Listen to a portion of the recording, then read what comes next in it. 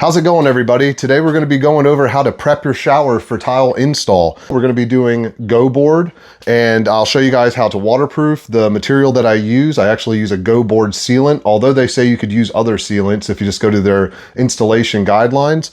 But what they want you to do is when you're putting in your GoBoard, our first sheet's going to go tight to the floor, and then in between the sheets, you got to leave an 1/8 inch gap for expansion, and you'll pump the gap full with the GoBoard sealant, and then you're going to knock it down with a mud knife and do the same thing on your inside corners. And then we're kind of doing a hybrid in here. People call it a Frankenstein shower. I won't be using the foam pan. I'm personally not a big fan of foam pans. I think they're too soft. I'm kind of old school when it comes to that. So we'll be doing a dry pack pan with 4:1 mud mix.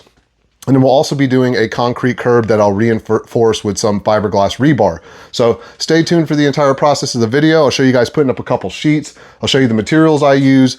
I'll show you the glue that I was telling you about, the sealant that I use, the screws that I use. I get a lot of questions on, so I'll share those with you guys too, because GoBoard has the washer system that you can use.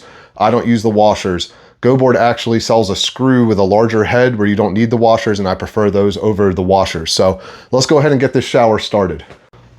Very first thing I want to do with you guys today is just let's go over the basic materials that we're going to be using for this install. This is the board. I love GoBoard. It is so light. I got 2 fingers on it. I literally was able to carry all 8 sheets that I'm using for this shower prep in one go. It beats Durock. It's also got a fiberglass like mesh face. That's what makes it 100% waterproof. There's no waterproofing that you have to put over top of the GoBoard. It's already waterproof. The only thing you have to do is waterproof the seams where the sheets meet one another. And then the screws that I like to use right here, I'll just show you guys. It is a GoBoard screw. Kind of looks like a Tapcon a little bit. And you can see it's just got like a larger head on it, so you don't need a washer with it. But with that being said, don't drive them too hard, because you could still send them all the way through the sheet. Just because they have even with a washer, if you send that screw too deep, you could end up, you know, damaging the board or not having a good grab, just having it in too far. So what I like to do, I use an impact drill, but you could also set a drill, just a regular drill that has a clutch on it, to like a 7 or an 8, and it'll countersink them perfectly for you every single time. But just a few taps to get it just below flush so that we can prep it with our GoBoard sealant, and then you're good to go. So I can see all of my studs right here right now, but I'd recommend go ahead and strike some on the floor. You want to make sure that you're going straight up and down and following the studs.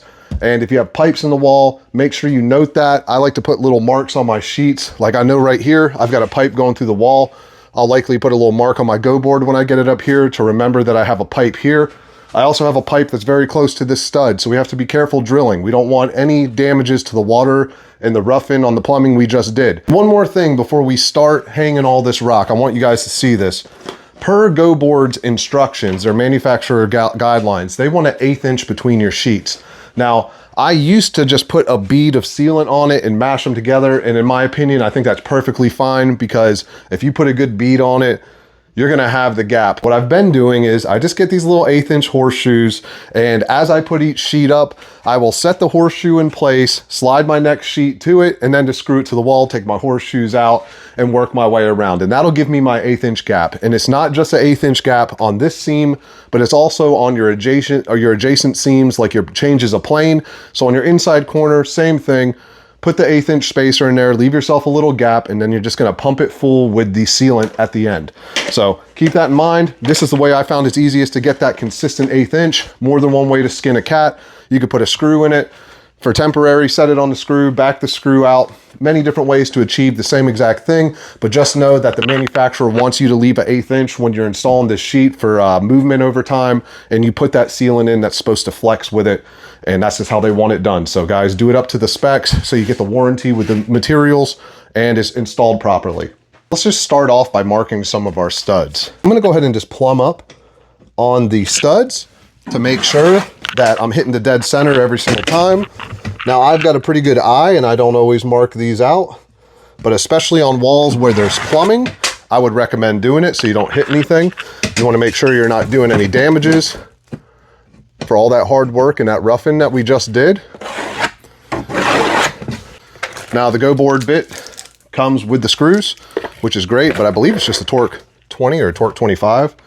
And I'm good, I've already got one in my drill. Just gonna grab a handful of these. And the spacing I do on these is 5, just like drywall. So I do 1 at the top, 1 at the bottom, 1 in the center, split the difference. Pretty simple, good way to do it. So I'm just gonna start at the top. And like I said, we're just trying to get it just below flush. We're not trying to send it all the way through the board. And it does help to try and keep the screw even when you're screwing it in. So if it's on an angle, you have to sink it deeper.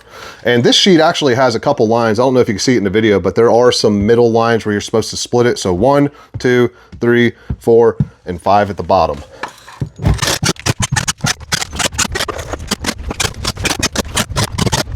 Before I install my next sheet, the very first thing I'm gonna do is measure off of the right wall, and I can see at 16 7/8 is where this 16, 7/8, 16, 15, 16th is exactly where my niches are. I'm gonna write that down right here on this line. 16, 7/8, I'll just put heavy. And now I know where I'm gonna put my zip tool. I have a roto zip that I'm gonna zip out these squares. So I'm not gonna worry about this right now. I'm not gonna cut these first. I can cut them perfectly with the zip tool and then have the perfect piece that slides into the back.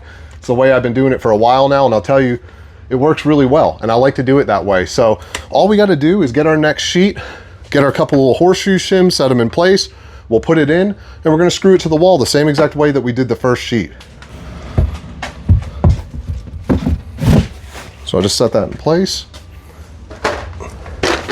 Grab a couple of my horseshoe shims.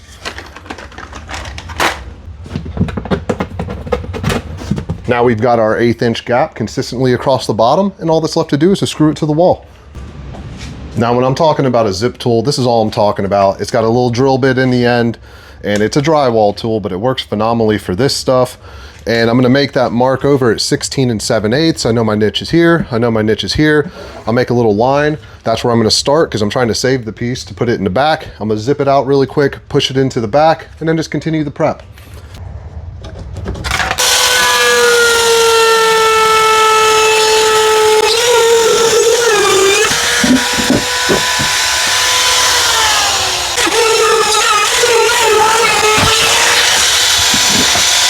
Let me show you guys how easy it is to cut this GoBoard, because we have a rip for the next top piece. So I'm just gonna measure either end, look at those 2 measurements.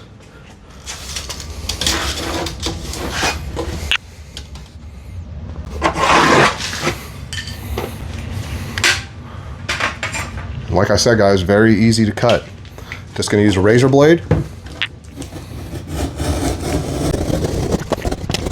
And you don't have to cut the back of these. Smack. Came right off. We're gonna save that. We'll need it for something else. I'm gonna go ahead and finish hanging the rest of the GoBoard, and then I'll show you guys how to seal all of the joints that we left the gap in, and how to make sure that this thing's gonna be waterproof. And then the next thing after that is we're gonna start our mud bed pan. All of our GoBoard is up except for a couple pieces around the niche. I went ahead and I liquid nailed these to the wall. I want to share with you guys one more thing I do for my niches. I go a little further with the niche than I go with the other stuff, and I like to just pump on the inside corners, that GoBoard sealant, and even on this lip where it meets on the bottom.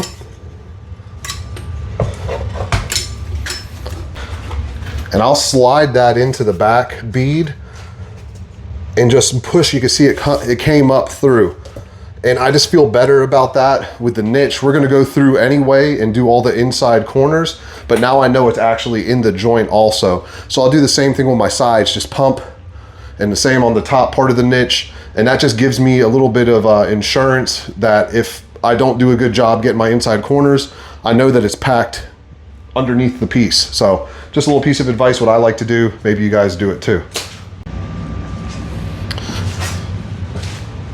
Couple things you're going to want to use while you're prepping all your GoBoard. You can see I've already done the niche. I make Instagram reels also, so I had to get like a little clip of that, but I used my inside corner tool and all my inside corners, and then I've just got a 3-inch regular spackling knife that I use for my seams and my nails, or my screws. So what we're going to do is, I'll show you guys the rest.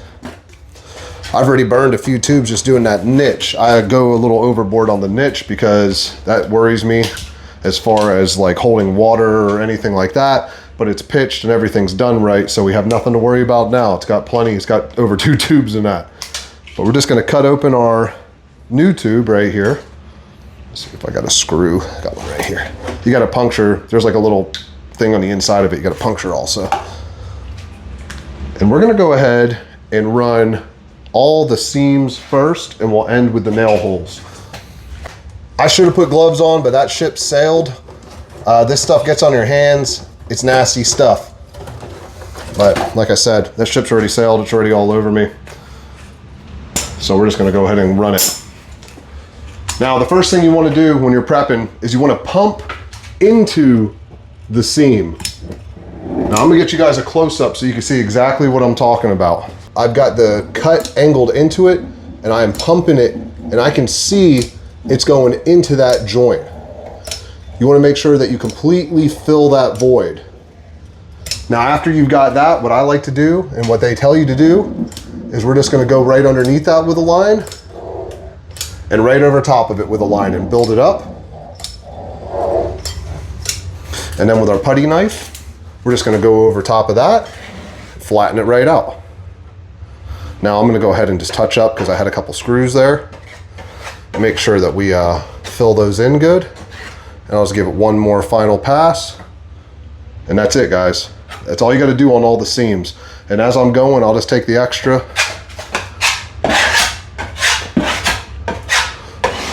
fill in my screws as I go. I try to keep it somewhat clean, but I mean, it doesn't have to be this perfectly clean thing either. You just gotta make sure you fill everything. It's gonna be covered with tile anyway. So, yeah, I like to keep it clean, but the big thing is making sure that you fill in all the holes and all the seams. I'm just gonna knock that edge down a little bit, make sure I didn't end with too much buildup. And I took a little bit off, so just carry it down.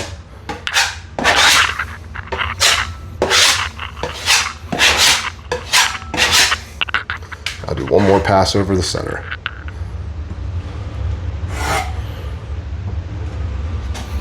And that's how you prep, guys. I mean, you'll take it through the entire room now and just do all the walls. So I'll go ahead and do that now.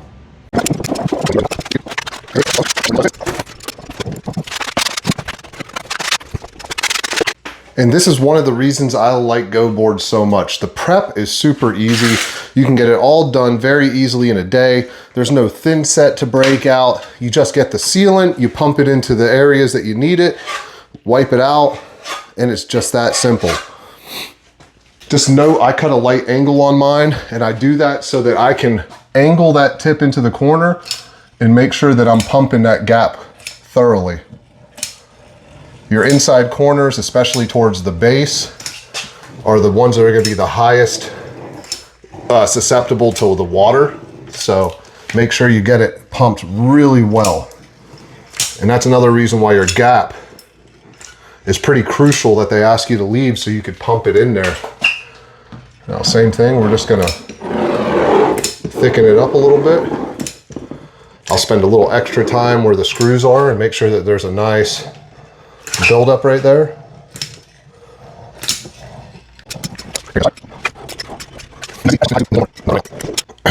Almost a whole tube on one corner.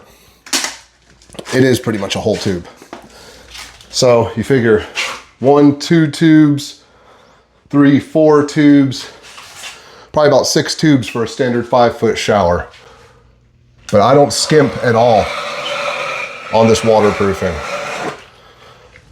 Figure a little more is better than not enough. And that inside corner tool, you can see how easy that made it.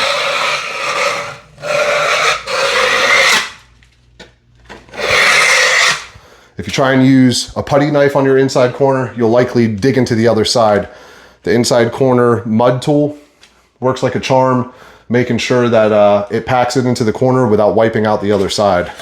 And I'll just take the excess again, because none of this stuff is cheap per se. This is definitely a cheaper system than many, but it all adds up and we don't want to waste anything. Not a labor intensive one. I really like the GoBoard material. This stuff works really well and I trust it. I think it's a really good material. I've been working and doing this for almost 2 decades, and this is one of my favorite materials to use. Let me show you what's going on here. I have right now cut a couple forms, and they're just 2x4s, and then I've got a strap piece of GoBoard that'll screw down to the top of that to hold them true square so everything's perfect. And I'm going to use a fast setting concrete instead of a deck mud because I am on a time crunch. So I've got 2 bags, it'd be more than enough, probably take a bag and a half. And I'm gonna put this fiberglass rebar. I like the fiberglass rebar a lot for this stuff, and let me tell you, it's super strong. I drilled it into the sides of this patch. I weigh 250 pounds. I put all my weight on it and jumped up and down and could not snap one of these, which really blew my mind. That's super strong. So what I've done is, let me get this out of the way, get my forms out. I have 2x6 walls in here. So I drilled through a pocket that I built on either side for the shower glass door. I always put a piece of wood on the flat right there for blocking, but it also worked good for this because I drilled through the wall here. I slipped that rebar in 6 inches because I had the 5.5 inches plus the 1/2 inch of drywall. And then I cut it flush with the wall. And then I just slid it into a hole on the other side. So I have about 3 inches on either side of rebar going into the wall. And then we're just gonna drill these straight into the slab, zip tie it together, and pour our concrete into the form. And in 20 to 40 minutes, it's gonna be hard. And then we're gonna knock the forms off and prep the shower pan. But while that's drying, I got other stuff. I'm gonna start prepping the slab, sponge everything down, get all the dust up, because we have to put a bonding agent down, like a primer for the underlayment. That's gonna be for crack isolation. So I'll probably start prepping that so we can get all this prep done today. Let's get to work. I'm gonna go get my hammer drill some holes, hammer these into the slab, get the rebar set, get the form screwed to the wall, get them screwed together so that it holds good, and then we're gonna pour the concrete, get the curb finished, and move along this prep. I'm just gonna drill right next to that rebar, straight down into the slab. Got my little pieces of rebar, and all we're gonna do, put them in the hole we just drilled, drive them in.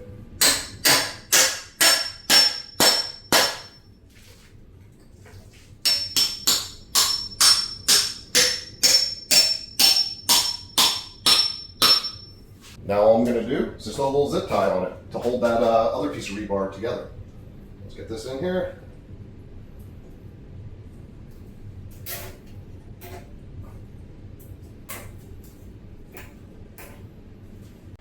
Now I've got my 2x4s in place for my forms, and all I'm gonna do is make sure that they're sitting truly square to the floor. I can see this one's gotta move a little bit.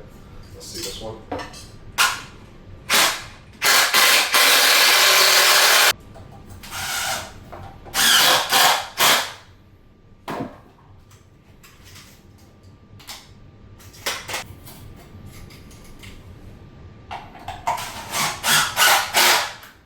Just gonna mask up.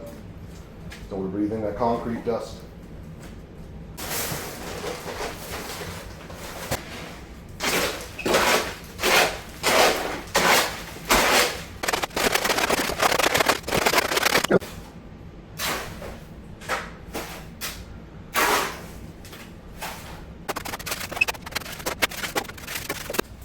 All right, we've got our curb in there pretty good. A couple little tricks to getting your air pockets and voids out. Light taps.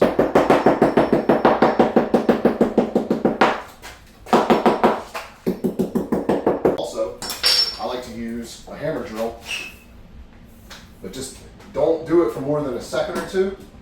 This will help work some of those air pockets out also. You set it to hammer.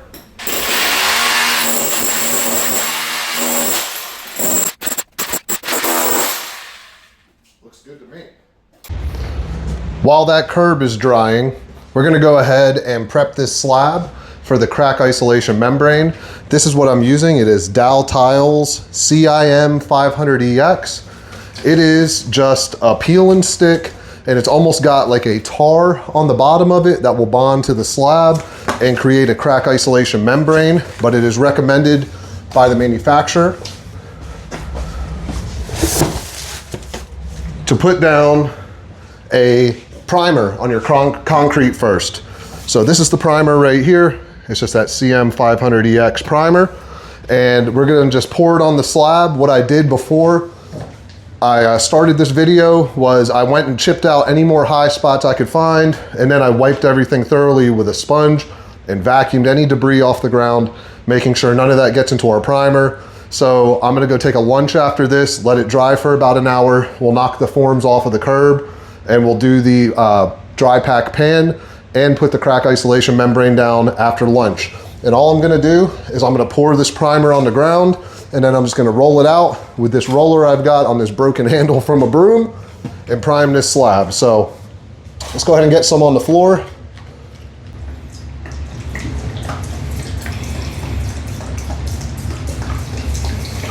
Just gonna roll it around and get a good coat of primer on everything for this crack isolation. Make sure that I get a good coat everywhere where that membrane is gonna be sticking. Get it spread out as evenly as possible. And then after it sets up over lunch, we'll come back and we'll stick the crack isolation down right over top of it. So I'm just gonna continue and finish the room. Okay, I've given it an hour to dry. You can see now it's almost like just a darker shade.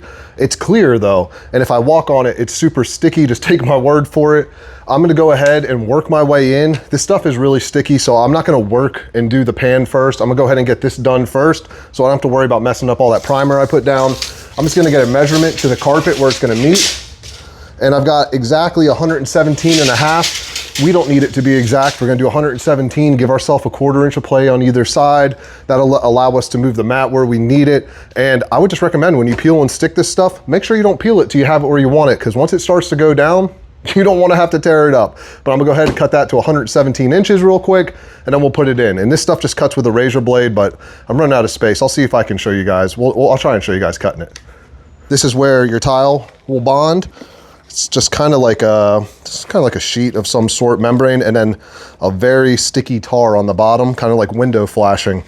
Good stuff, man. The tile bonds really great to this, peel and stick. So after we get it cut to length, we're gonna be in pretty good shape. I'm just gonna lay this out. And I don't think I have 117 inches in here. We're about to find out. 117 inches for our first piece. I'm gonna mark it here. We'll mark it on the other side too, just to make life easier. And then I'll just make a straight line with a straight edge, and we'll cut it with a razor. It cuts pretty easy, but just make sure you got a fresh blade nonetheless. So right here, and then I'm just gonna unroll that, pull it tight, and oh yeah, guys, when that goes down, it feels like it is down. Let's see. Yeah, it sticks pretty good right away. Pull it back up.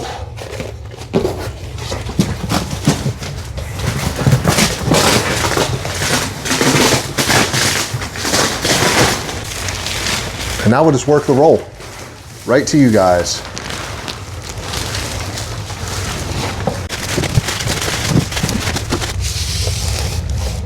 And all I'm gonna do now is just roll from like the center. Make sure that we've got a good bond everywhere. Just using my body weight in this little roller.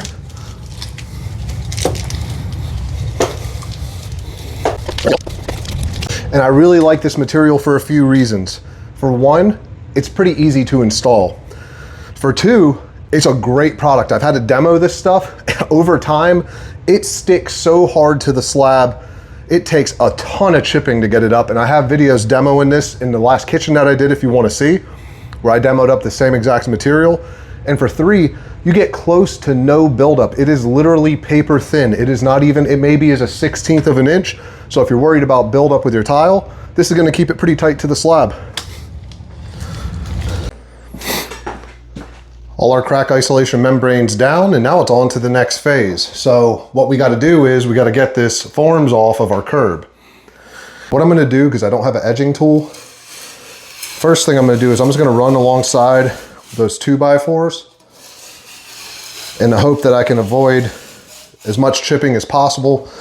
It would have been nice to have an edging tool. I don't have one with me, so we're working with what we got. I'm just using my blade. Clean that up a little bit. Now what I'm gonna do is I'm gonna put a screw in the front, not too deep because I don't wanna hit the curb that I just did. But my hope is that with a hammer, I can pry this, or maybe I can get it by hand, let's see. Oh, it came right out. All right, so carefully now. That's our first form out. And guys, there's almost no voids in it. Beautiful, beautiful, beautiful, beautiful.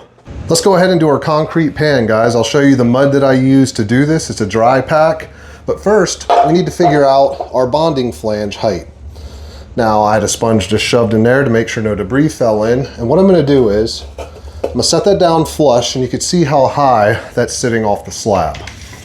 At the end of this, we only want it to sit about 1 inch off the slab for the minimum amount of deck mud that's required to not crack. So we're at 2.5 inches on the money.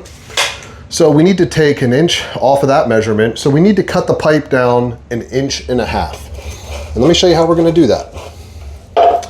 I've got this drill bit right here. It's an inside cut tool. And you can actually see on the drill bit, there's a measuring tape. So I'm gonna line up at the 1.5 inch mark on the inside of the pipe. Let me just spin this so it's where I wanna see it. That's 1.5 inches. So let's go ahead and cut it.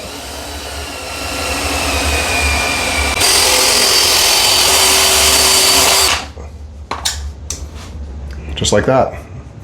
Got our cut. Clean up and deburr this for when we glue our flange in. I'll probably hit it with a piece of sandpaper too, but just for right now, let's see if that gave us the sufficient height. So let's see. Well, no, I'm at exactly 1 inch. So I'm happy with that. We'll go ahead and leave that. Let's glue it in. So that's the very next thing is we're gonna glue this in. Let me grab a piece of sandpaper really quick because I wanna clean that up before we do it. And all we're gonna need is some primer and some contact cement. So I got some heavy duty PVC cement there and a primer. You'll prime both sides, glue both sides, set the flange down, level it out. But let's go ahead and clean up that pipe first. And I'm just gonna move some of the sand out of the way also because I have sand in this hole. Now I'm sure some of you are wondering, where's the pan liner? Where's the waterproofing? Well guys, there's a lot of new systems out that don't require a pan liner, and this is one of them. This is called a bonding flange. And what it's gonna do is we're gonna pack the mud under it, all around it, flush, fill in all these voids. And then after that dries, I'm gonna use a product called Hydroban, which is the best liquid rubber waterproofing membrane in my personal opinion. It is a 1-part rubber instead of a 2-part, and it can be used in swimming pools to waterproof even also. This board is 100% waterproof. We filled in everything else with this polyurethane sealant. Nothing's getting through that. And then you'll run the Hydroban up the wall, over the dry pack, over the flange, do a few coats until only the color of the membrane is visible. You don't want to be able to read any of the writing or it's too thin. And then once that's done and set, you're waterproof. Nothing can get behind here. It goes over top of the Hydroban and then it leads right to your drain. So no weeping holes, no pre-pitched slope, no pan liner. This is a much easier way in my opinion. And you know, I for a long time did it the old school way, and I wasn't a big fan of all the foam products when they first came out because it was something I hadn't experienced, and I fixed a lot of leaky showers, and I said, oh great, here's a DIY special that, you know, everyone's gonna think they can do this. And I was wrong. And I've come over to this side of things, and I kind of mix and match products together how I like it. That's why I got GoBoard with the Schluter bonding flange, concrete curb, Hydroban from Latacrete. I've picked the best products that I like to work with to get an ultimate finish that I can feel confident in selling my client. But let's go ahead, let's prime it, let's glue this sucker up.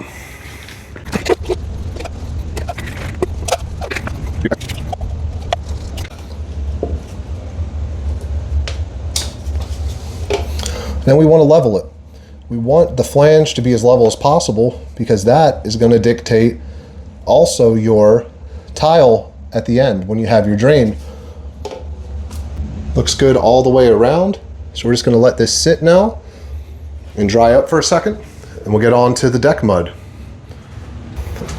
Now some of you may be wondering how I'm going to fill the void beneath the flange, because if you remember, I had a little hole there that I left open when I did my concrete. What I do is I get some sand, and I'm gonna get my wood float, and I'm just gonna work it underneath there until I've kind of leveled off that gap that was underneath the flange. And I have to plug this really quick. Let's throw a plug in there. I don't want to risk getting any sand in my drain. further, let's just go ahead and throw a plug. I've just got a little screw-in plug. I don't go too tight with it though, because those things can be hard to get out.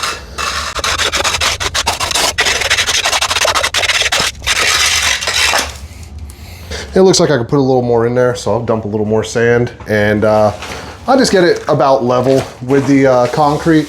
It doesn't have to be that high, because what we're gonna do is, when we get the mud bed, the 4-to-1 mix mixed up, we're also gonna pack that under here. So I'm just trying to not waste as much of the 4-to-1 in the hole, and just kind of get it where I want it with the sand.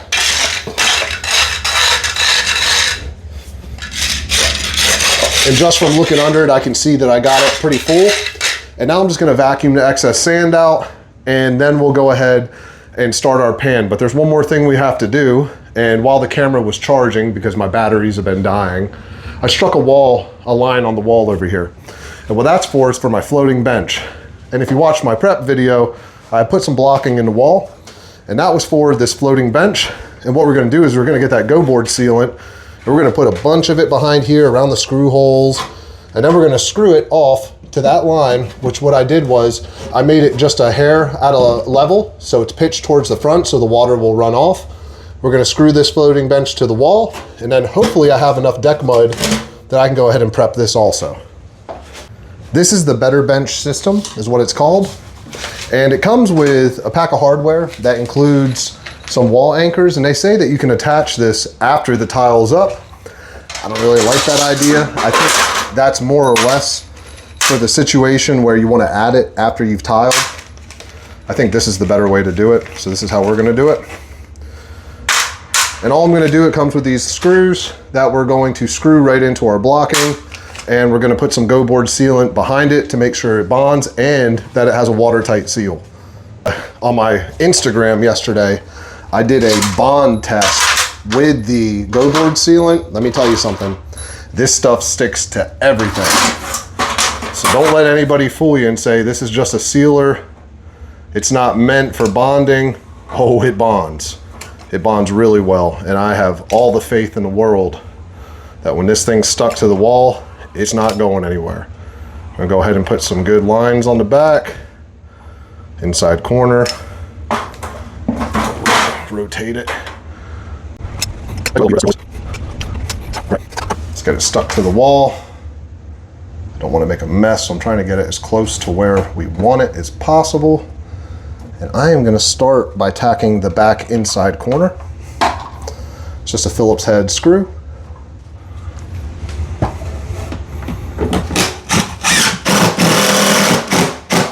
And again, I put blocking in here for this. They sell anchors, but I wouldn't anchor to foam. I would recommend putting blocking in. And then there's a hole in the front right here, if you see, so you could reach through. Tack that side. This one looks like it's got to come down a hair to be on my line. And you know what? Before we put that in, let's throw a level on it. I want to double check and make sure that my pitch matched from side to side. Oh boy. That's dead level right there. Dead level. And some of you guys might be wondering, what's the height that we're gonna do? Well, what I did was I did 21 inches to the top of the bench because we're about to add about 2 inch of the dry pack, and that'll put you at 19 inches. Typical bench seats, 18 to 20 inches. Unless you're like Shaq, then you might need it a little higher, but generally speaking, 18 to 20 inches, I've found that 19 is the sweet spot. And I'm just gonna go ahead and mash all that sealant where the screws aren't. And one more time, I'm gonna go ahead and throw a level on it, make sure we got a pitch. And I know that the video, it's probably hard to see, but it is in fact pitched. You're just gonna have to take my word for it. It's pitched about 1/4 inch. I like to just cheat it to the first line on my level, and I have a sufficient pitch on my bench where you're not gonna be sliding off the seat. So we're using the same stuff for the bench as we're doing the pan. I'm gonna go ahead and do the bench first so I'm not getting stuff all over my freshly done pan. And all I'm using is a Mapai 4-to-1 mudbed mix. This is one of my favorites. I'm gonna get a vacuum set up, keep the dust down, and I like to mix this up with a hoe.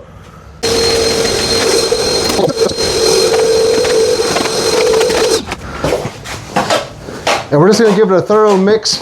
And the consistency you want is like a dirt clod. Like this is a little bit more wet than I like it, but by the time I work it into this, you don't want it so wet that you can't hold at all. You wanna form it.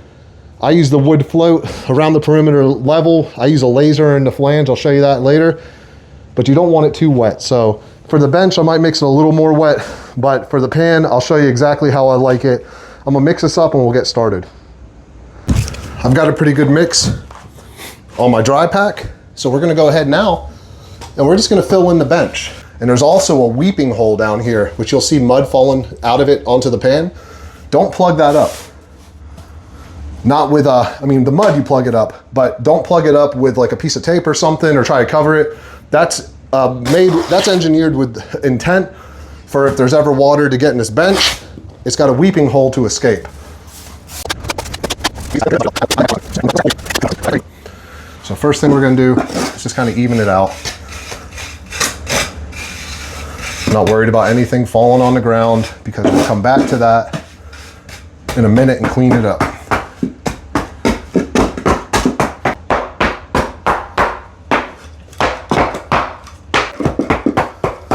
Just got to make sure that we stay true with the top of that piece of metal on the bench. And that's what I'm doing. I got the float up against the metal.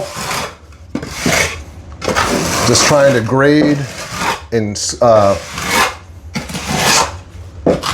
kind of trying to wipe this stuff flush with everything. Watch how it crumbles right out. So that's why I've thought maybe even the thin set just in there to help hold it. Okay, I've mixed up some thin set. Let's give this a shot, guys. I think this will actually help. Been seeing a lot of guys doing it.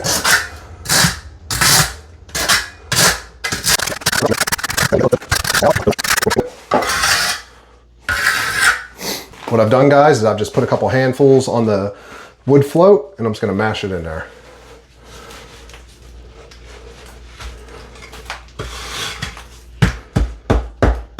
Go light pack. Look, that's really holding a lot better already. It worked like an absolute charm. I'll be doing that from now on. I'm just gonna clean it up a little bit. I've just got a little drywall knife and I'm just making sure everything's sitting flush, getting rid of any excess that might be on it. We don't want any buildup. I'm just cleaning it up. Do the same on the top. Sometimes I'll spray some water on this also, just to help get it to cure, because you put it in so dry. From time to time, I don't think it hurts just to douse it with a little bit of water. I'm not talking about drenching it, but just a nice little coat of water on it to help it cure. Let's go ahead and prep our shower pan. So the very first thing that I like to do when I'm doing my shower pan is you've got a hollow void underneath the flange that you installed. So the first thing I do is I got some of that leftover deck mud from the bench, and I'm just going to very thoroughly pack this underneath there until it won't allow me to pack it anymore. And one thing to keep in mind while you're doing this is you might very well be pushing it out of level. So after you get a good first initial pack and you've got it all the way towards the back of it, go ahead and throw a level on it and just make sure that you're staying true before you finish it all. So that sits good. I'm gonna go ahead and clean up all the mud that's in the pan, because what we're gonna do is we're gonna thin set the entire pan with a 1/4 inch up the curb a little bit, and then we're gonna spread our dry pack out all over top of it. And the thought process behind that is that's what's gonna bond the pan to the slab. And I like to do it that way. That's how I've been doing it for a while now. Let's go ahead and get it going. I'm gonna clean this pan out and then we'll put some thin set in it. So I'm just gonna get a good bit of thin set in here. And what I do is I just got a 1/4 inch notch trowel. I've used a larger one in the past. I thought like more was better, but I think a 1/4 inch is enough, because if you go too thick, it ends up getting in your mud and you just need a bond, and this will create a bond. You don't need a crazy large trowel for that. More isn't always better, but we're just gonna get a good coat around the entire slab, and then I will sprinkle the deck mud, the mud bed mix over top of all the thin set and just get a good coat on the whole pan. And that'll allow it to bond, and then we'll build it up from there. And I'll show you how I do that next.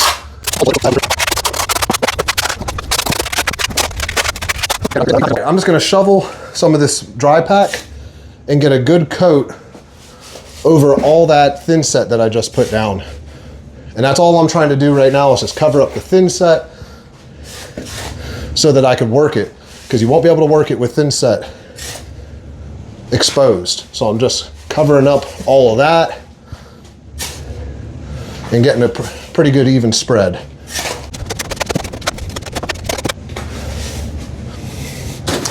Okay, I'd say we have enough in there to start working. So the very first thing I'm gonna do, I'm just gonna kind of screed it around with the wood float.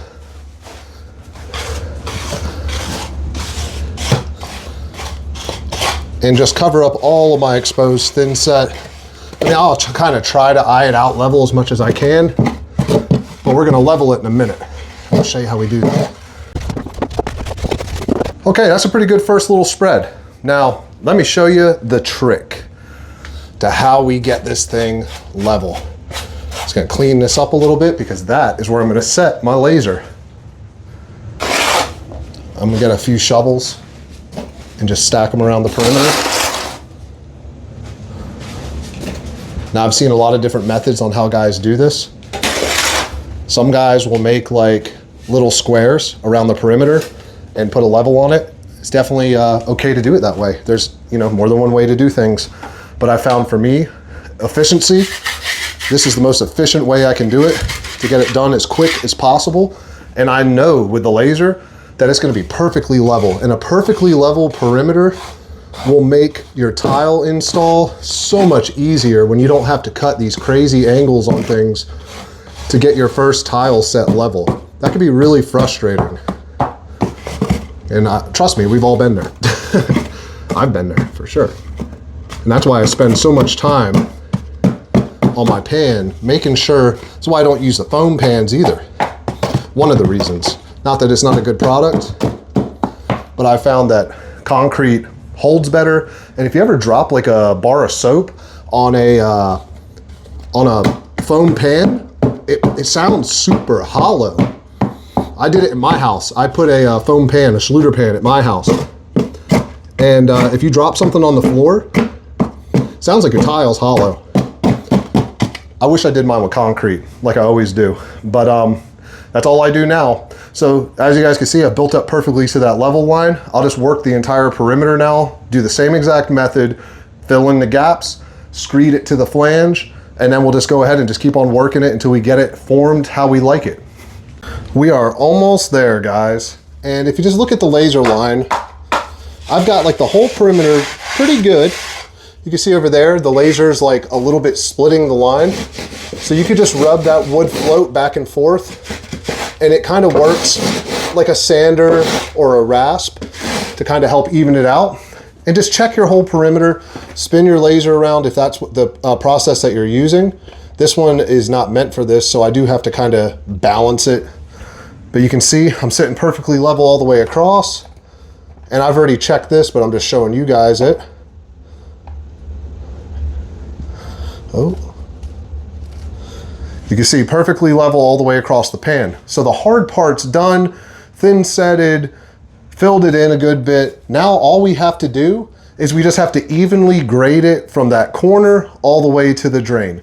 So I'll likely move my laser at this point for a little bit, and I'll just put some deck mud and or the mud bed mix in this whole empty area. And then I'll use a level, and I'll make sure that that level is touching it the entire way. So I'll almost use that level as a screed to even it out, pack it, clean it, repeat the process until I'm satisfied with the grade and the smoothness of my pan. So let's go ahead and let's move this laser out of the way for the time being. We'll put it on at the end because I'll likely get some build up in the corners when I'm doing this accidentally. But I'm just gonna put some shovel scoops now in the middle.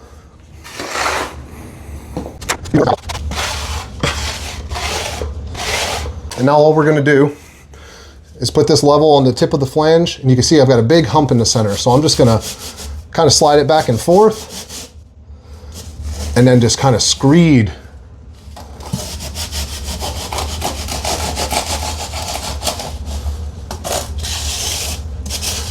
Good even coat, and I'm just gonna pack it in really good. Then once I'm pretty confident that I've got everything graded as good as I can, I'll put the laser back up, level the perimeter again, make sure it's perfectly level. Likely we'll spray some water on it to help it set, and I'll go over it with a finishing trowel, like a finishing concrete trowel to get it nice and smooth. I go a little bit further than a lot of guys. I'm a little OCD with it. I like my pans perfect. So if I'm making it custom, I want it really good. I'm gonna fill in the rest and get it done. Okay guys, so the entire pan is finished. I leveled the entire perimeter with you guys. We filled in the voids. We screeded it with a level. We used a wood float to kind of knock down any high points along the way and smooth it out, and just worked it. Took about an hour and a half. And that's it, it's done. So if you guys learned something today and you enjoyed the video, drop me a like, subscribe to my channel. I'll be sharing all types of different work with you guys. I do a lot of tile showers, a lot of just tile work in general, but I'm actually a finished carpenter, and I do a lot of carpentry work too, custom kitchens, trim work, all the works. So follow me, stay tuned for more. We're gonna be tiling the shower next week when everything's set and dry. We'll be putting some Hydro-Band on the pan to waterproof everything. That's the liquid rubber membrane I'll be using, but the pan's gotta sit for 24, 48 hours and cure. Then we'll roll our waterproofing. We'll tile the shower walls, and I'll share the entire process with you guys. So thanks for watching, and I'll catch you guys on the next video.